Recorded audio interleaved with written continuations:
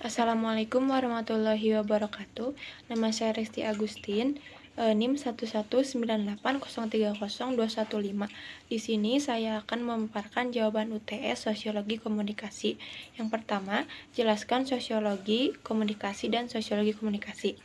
Sosiologi adalah ilmu yang mempelajari tentang manusia sebagai makhluk sosial yang di dalamnya terdapat aktivitas atau gejala sosial yang dapat menimbulkan perubahan-perubahan sosial. Yang kedua, komunikasi. Komunikasi adalah suatu proses ketika seseorang atau kelompok menciptakan dan menggunakan informasi agar terhubung dengan lingkungannya. Pada umumnya, komunikasi bisa dilakukan secara lisan dan verbal yang dapat dimengerti oleh kedua belah pihak. Yang ketiga, sosiologi komunikasi. Sosiologi komunikasi adalah cabang dari sosiologi yang mempelajari bagaimana proses pertukaran pesan atau informasi terjadi dalam konteks masyarakat. Yang kedua, jelaskan efek media bagi masyarakat dan individu, baik itu dampak negatif maupun positif.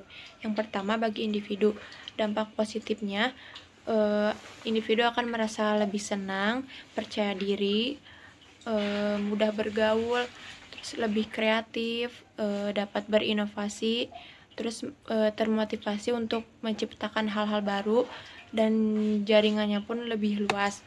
Dampak negatifnya kurangnya pergaulan, terus menjadi tidak percaya diri, menjadi lebih ketergantungan atau terhadap orang lain, dan terakhir menjadi cepat bosan terhadap sesuatu.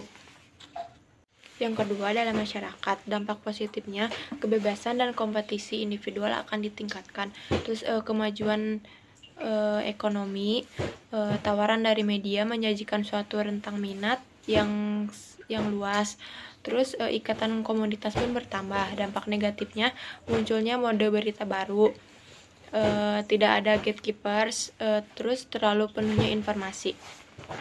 Yang ketiga, jelaskan pengertian ideologi media. Pada dasarnya, ideologi media adalah gagasan-gagasan atau nilai-nilai pokok yang diusung oleh media massa yang disampaikan melalui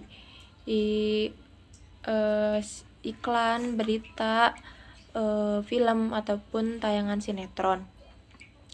Ideologi media tampak secara implisit adalah sistem makna terkandung dalam simbol-simbol lambang yang dapat membantu mendefinisikan atau menjelaskan realitas serta memberikan acuan bagi publik untuk berpikir, bersikap, dan memberikan respon.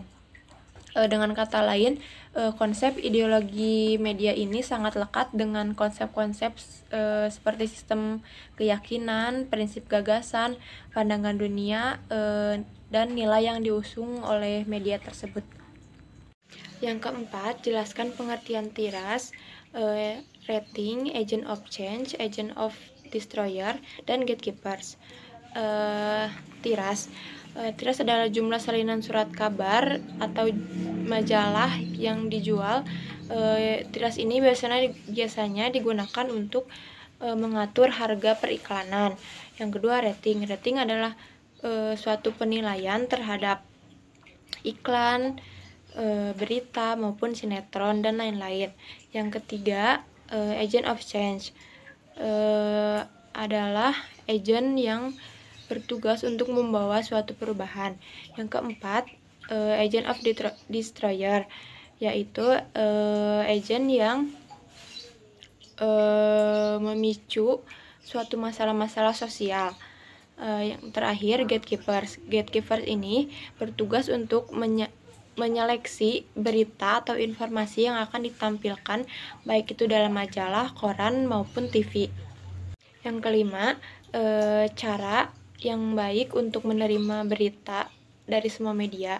Yang menurut saya, kita harus mengetahui dari siapa dan oleh siapa berita itu dimuat atau dibuat. Lalu kita harus mencari tahu benar atau tidakkah berita tersebut atau hanya hoax yang menggiurkan. Setelah itu kita akan mengetahui kebenaran berita tersebut. Yang keenam, Quran Surat Al-Hujurat ayat 13. A'udzubillahiminasyaitonirrajim. Bismillahirrohmanirrohim.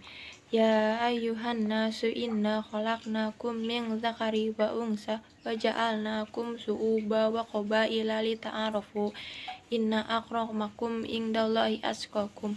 Innallaha alimun khabir. Artinya, wahai manusia, sungguh kami telah menciptakan kamu dari seorang laki-laki dan seorang perempuan. Kemudian, kami jadikan kamu berbangsa-bangsa, bersuku-suku, agar kamu saling kenal mengenal. Sesungguhnya orang yang paling mulia di sisi Allah ialah orang yang paling bertakwa. Sungguh Allah Maha Mengetahui dan Maha Teliti. Maksud dari ayat tersebut, Allah telah menciptakan umatnya dari berbagai macam, baik itu perempuan maupun laki-laki, dan Allah juga menyuruh kepada umatnya agar kami saling kenal mengenal, saling bersama-sama, tidak memecah belah, dan tidak ada tingkatan, misalnya antara perempuan dan laki-laki itu sama. Lalu Allah juga menginginkan kita sebagai umatnya agar kita saling tolong menolong, gotong royong, membantu sesama orang muslim dan lain-lainnya. Terima kasih. Wassalamualaikum warahmatullahi wabarakatuh.